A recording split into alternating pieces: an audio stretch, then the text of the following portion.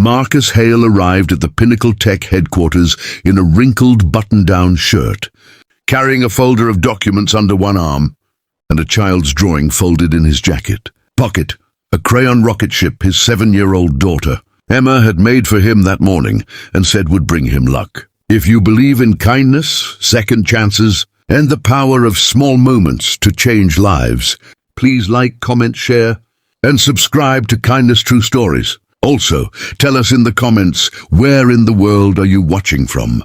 He had driven 45 minutes through traffic, stopping once to drop Emma at school, arriving 3 minutes before his interview. For a junior logistics coordinator position, he was 41 years old, recently divorced, and quietly desperate in the way only single fathers with rent due and a child, depending on them, understand. The receptionist gave him a polite smile and a number. He sat in a row of younger candidates in sharper suits and said nothing. The waiting room buzzed with nervous energy, with candidates rehearsing answers under their breath and scrolling through company profiles on their phones. Marcus simply folded his hands and looked out the window at the grey morning sky. When his name was called, he stood slowly, straightened his shirt, and walked into the glass-walled conference room where 3 people sat waiting. HR Director Linda Park, Operations Manager Don Sherwood, and at the head of the table, CEO Richard Calloway, a man known in the industry for being brilliant, demanding, and almost impossible to impress. Calloway looked up from his papers, scanned Marcus once, and said nothing that could be called warm. The interview began professionally enough, with standard questions about logistics experience, software familiarity, and problem-solving approaches. Marcus answered each one honestly, without embellishment, in the measured and deliberate way of a man who had learned long ago that clarity matters more than performance. Then Calloway leaned back in his chair, crossed his arms, and changed direction entirely. He looked directly at Marcus and said, in a tone that carried a subtle edge of condescension, "Mr. Hale, looking at your resume, there appears to be a significant gap between your last corporate role and now. Nearly 8 years. Can you explain what exactly you were doing during that time, and why we should view that as anything other than a liability?" The room went still. Linda clicked her pen once and stopped.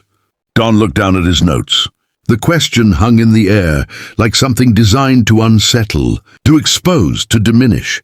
Marcus was quiet for exactly 3 seconds. Then calmly and without a trace of defensiveness, he said, "Ghost Rider. That was my call sign." Calloway blinked. "Excuse me?" Marcus set his folder down gently on the table.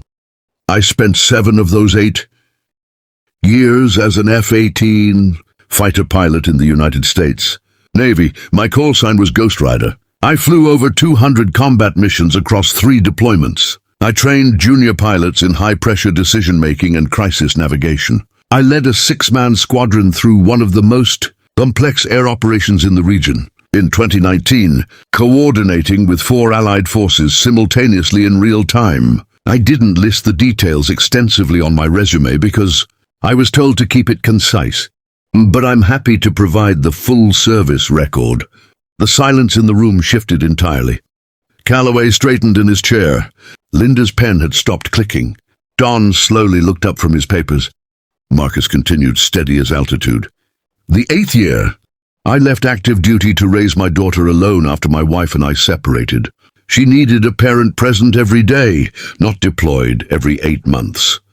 I chose her. That is the only gap I apologize for nothing about."